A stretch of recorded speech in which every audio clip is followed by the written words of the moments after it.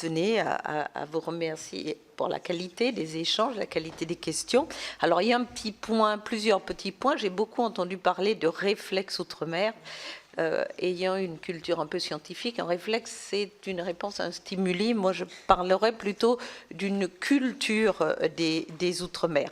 Il est vrai aussi que vous avez fait le constat, comme nous le faisions, que l'État gaspille de l'argent dans les Outre-mer en déployant des politiques publiques qui sont inefficientes. On a parlé des rapports, des différents rapports de la délégation. Yvette Lopez a évoqué le rapport sur le BTP qui a été réalisé en 2017. Il a fallu attendre 2022 pour que l'on mette en place, grâce à AQC, les assises de la construction durable dans les territoires ultramarins. Donc il y a vraiment un décalage et vous pouvez compter sur les travaux de la délégation. D'ailleurs, je vais vous offrir officiellement la liste de tous les travaux parce que vous avez parlé de l'audiovisuel, mais il y a aussi un rapport sur la place des Outre-mer dans l'audiovisuel public. Donc vous voyez que nous avons aussi émis un rapport sur les risques majeurs outre-mer et il y a dans les tuyaux, dans les archives, une proposition de loi qui avait été rédigée à l'époque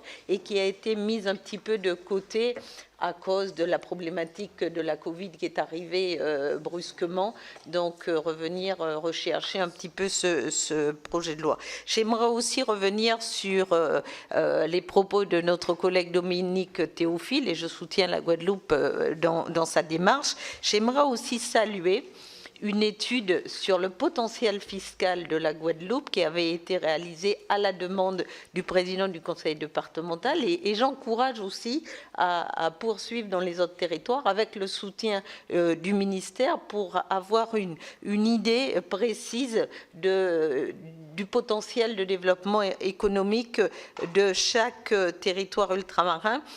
J'aimerais aussi revenir un petit peu sur la continuité territoriale. On compare souvent avec la Corse. Mais je pense qu'il faut aussi être très vigilant, très prudent, parce que quand on veut de l'égalité, il faut avoir de l'égalité dans tous les sens du terme. Je rappelle que les Corses n'ont pas d'abattements fiscaux, les entreprises corses ne bénéficient pas de la défiscalisation, de toutes les aides dont bénéficient les entreprises ultramarines. Donc il faut être aussi très vigilant à ne pas créer d'autres problématiques qui seraient plus importantes pour les territoires ultramarins. Et enfin, sur les frais d'approche, c'est quand même stupéfiant de savoir qu'un kilo de citron du Brésil pour aller à Cayenne doit passer par Rungis. Je pense que si il traversait le fleuve Oyapock directement, on aurait vraiment des diminutions considérables au niveau des frais d'approche.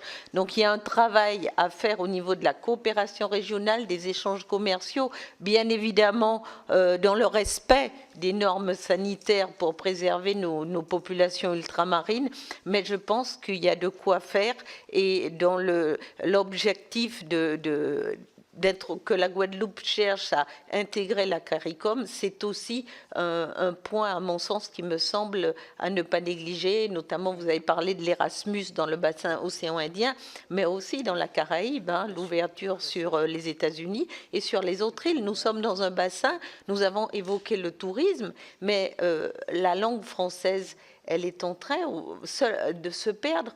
Je parle un petit peu d'Haïti. C'est le dernier grand territoire francophone de la Caraïbe et il faudra aussi travailler à encourager la francophonie dans nos territoires.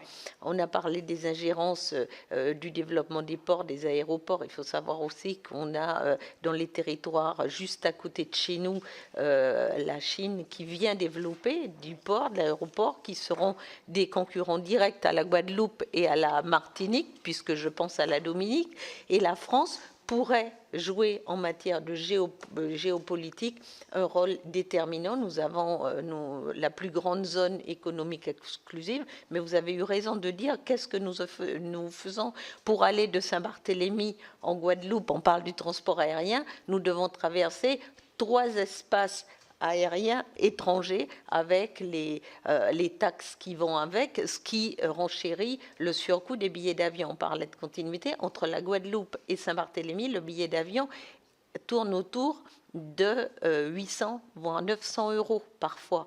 Donc il est vrai qu'il y a des sujets où il faut accompagner aussi les compagnies locales, pas à n'importe quel prix. On ne va pas revenir sur certains sujets un peu douloureux, mais il y a vraiment à se pencher sur le déploiement de la mobilité inter-îles et intra-îles, puisqu'on a parlé de continuité entre les territoires et l'Hexagone, mais au sein de la Polynésie française, entre les Marquises et Tahiti, il y a un sujet.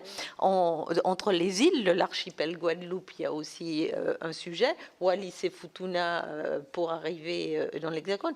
Donc voilà, ce sont des sujets qui sont vraiment qui sont très importants, mais nous avons espoir avec la feuille de route que vous nous avez présentée, vous nous avez assuré de votre soutien. Nous vous assurons aussi de la délégation d'être un partenaire et de vous apporter tous les éléments permettant de développer des politiques publiques qui seront enfin efficientes et qui permettront aux territoires de faciliter leur développement endogène. Parce que, comme le disait Michel Magras, mon prédécesseur, l'État en a besoin, les territoires ultramarins ont besoin d'un État accompagnateur pour leur permettre de développer, pour leur développement endogène et non pas l'inverse, parce que souvent, lorsqu'on s'entend dire on n'a jamais été chez vous, on ne sait pas comment la vie s'organise chez vous, mais nous savons ce qui est mieux pour votre territoire. Cela crée aussi des frustrations et des tensions, donc le rôle aussi, c'est d'apaiser et d'être à l'écoute, et je vous remercie pour enfin la posture que vous tenez vis-à-vis des territoires ultramarins. Merci à vous. Merci.